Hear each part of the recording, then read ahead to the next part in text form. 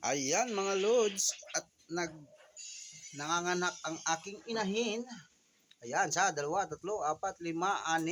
Andito yung iba. 6, 7, 8, 9, 11, 13, 14,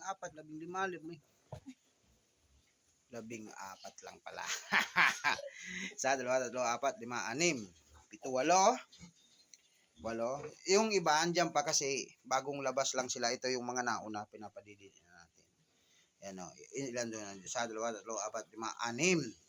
So ibig sabihin 14. Ayan, 14. Di ko pa alam kung mayroon pa dito sa tiyan. Kasi tinitingnan ko ay nahawakan ko parang may sumisipa pa eh. So ibig sabihin mayroon pa sa loob. Ayan. Kaya antayin pa natin. Pagod na yung nanay oh. Kawawa naman. Kaya pinapadidian na natin.